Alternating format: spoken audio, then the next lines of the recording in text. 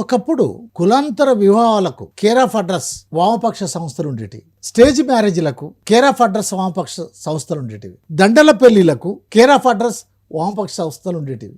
అలాగే అంబేద్కర్, పూలే వాదులు కూడా ఇలాంటి కార్యక్రమాలు చేసేవాళ్ళు. కానీ ఎందుకో సెక్యులరిస్టులలో కూడా లౌకిక, అభ్యుదయ, ప్రజాస్వామ్య మరియు వామపక్ష భావాలు కలిగినటువంటి వాళ్ళ సంస్థల్లో కూడా గతంలో లాగా ఇది ఒక పెద్ద ఎత్తున జరుగుతున్నటువంటిగా మనకు కనపడదు. ఎందుకు వాళ్ళలో ఆ మార్పు వచ్చింది? అదే గతంలో వామపక్ష పార్టీలు కానీ అభ్యుదయవాదులు కానీ విద్యార్థుల్లో చైతన్యం లేదు ప్రస్తుతానికి. ఎందుకంటే విద్యార్థి రాజకీయాలకు పూర్తిగా దూరం అయిపోయారు. అటు పీడిఎస్యు కావచ్చు, ఆర్ఎస్యు కావచ్చు, ఏఎస్ఎఫ్ కావచ్చు, ఎస్ఎఫ్ఐ కావచ్చు, ఇటువంటి సంస్థలు ఉధృతంగా పనిచేస్తున్న క్రమంలో నేను విద్యార్థిగా ఉన్నప్పుడు నేను కూడా పీడిఎస్యు అనే సంస్థ నుంచే వచ్చిన వాడిని. నేను అందులో అరుణోదయ సాంస్కృతిక సమాఖ్యలో నేను ఒగ్గు కథ చెప్పేవాడిని. నేను మన మిత్రులతో పాటు కలిసి ఒగ్గు కథ చెప్పి చైతన్యపరిచేవాళ్ళము. అయితే ఇప్పుడు ఆ చైతన్యం అనేది కనుమరుగైపోతుంది. ఆ క్రమంగా విద్యార్థులకు, ఇటు రాజకీయాలకు ఇటువంటి చైతన్యానికి ఎప్పుడైతే దూరం చేశారో అదొక పెద్ద కుట్రగా నేను భావిస్తున్నాను. ఎందుకంటే టోటల్గా ఇవాళ విద్యార్థులందరినీ నిర్వీర్యపరిచి కేవలం మెయిన్ స్ట్రీమ్ దానికే పరిమితం చేసేసి సామాజిక అంశాలకు వాళ్ళని దూరం ఎప్పుడైతే చేశామో అది క్రమంగా కొంచెం తగ్గుతూ పోతుంది. అది అయితే స్టేజ్ మ్యారేజ్లకు ఉన్నటువంటి ఆదరణ ఆ రోజు ఎక్కువగా జరుగుతుండే కరెక్ట్ అది. అయితే ఇప్పుడు జరుగుతున్నాయి, ఆదరణ ఇప్పటికీ ఉంది. కొంత కమ్యూనిస్టుల తరఫు నుంచి అటువంటి భాగస్వామ్యంలో కొంత తగ్గినా కానీ సమాజంలో మాత్రం ఇప్పుడు కులాంతర వివాహాలు విరివిగానే జరుగుతున్నాయి.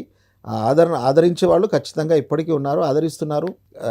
ఎందుకంటే ఒక అభ్యుదయమైన చర్యకు ఎప్పటికైనా ఆదరణ ఖచ్చితంగా ఉంటుందని నా భావన అండి. ఇప్పుడు ఒకప్పుడు పెళ్ళిళ్ళు అనేటివి, ఎవరికైనా పెళ్ళి అనేది తన జీవితంలో ఒక ముఖ్యమైనటువంటి ఘట్టం. అది ఎప్పుడు గుర్తుండే విధంగా ఉండాలని అనుకుంటారు. చాలా సహజం, మంచి విషయం కూడా. అయితే ఆ గుర్తుకు ఒకప్పుడు ఎంత సింపుల్గా చేసుకుంటే, ఎంత అతి సాధారణంగా చేసుకుంటే, ఎంత అతి తక్కువ నిరాడంబరంగా పెళ్లి చేసుకుంటే అంత గొప్ప పెళ్లిగా చూసేవాళ్ళు. కానీ ఈనాడు ఎన్ని కోట్లతో పెళ్లి చేసుకుంటే, అసలు కోటలనే నిర్మించి, తాజ్మహల్నే నిర్మించి, ప్రపంచాన్నే ఇక్కడ నిర్మించి పెళ్లి చేసుకుంటే అది గొప్ప పెళ్లి అంటారు. ఏమిటండి? ఎందుకు ఇలాంటి పోటీలు జరుగుతున్నాయి? ఎందుకు ఇలాంటి మార్పులు జరుగుతున్నాయి? నిన్న మొన్న మనం చూసాం, మన తెలంగాణలో కూడా ఒక రాజకీయ నాయకుడు తమ బిడ్డ పెళ్లి కొన్ని కోట్ల రూపాయలతోటి, వందల కోట్ల రూపాయలతోటి జరుగుతుందని పేపర్లో పెద్ద ఎత్తున చూసాం. ఒకవైపు ప్రభుత్వం చట్టం ఉంది, పెళ్ళి ఇంతలో జరగాలి, లేకపోతే పెళ్ళిలో వృధా కాకూడదు, ఇట్లాంటి అనేక ఉన్నాయి. అయినా ఇలా జరుగుతుంది. ఏం కారణం? అదే అంటే మనం చట్టాలు చేసుకున్నాం, అన్ని చట్టాల్లో ఉన్నాయి. మన చట్టం చాలా పకడ్బందీగా అన్నీ చేశారు.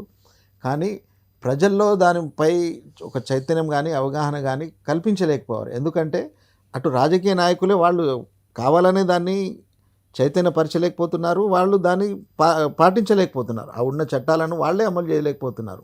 ఆ కారణంగానే అంటే ప్రతిదాన్ని వారి యొక్క రాజకీయ అవసరాల కోసం వాడుకోవడము, ఒకరిని చూసి ఒకరు ప్రోత్సాహంగా దాన్ని తీసుకొని వాళ్ళు అట్లా చేశారు కాబట్టి నేను ఇట్లా చేయాలి, డబ్బులు 100 కోట్లు పెడితే నేను 200 కోట్లు పెట్టాలనే సంస్కృతి నుంచి, అంటే చిన్న కానించి కూడా దాని ప్రభావం పేదవాళ్లపై ఎట్లా పడుతుందంటే ఇవాళ తను సంపాదించే దానికి 10 రెట్లు 20 రెట్లు పెట్టి అప్పులు తెచ్చి ఒకరిని చూసి ఒకరు చూసి చేస్తున్నారు.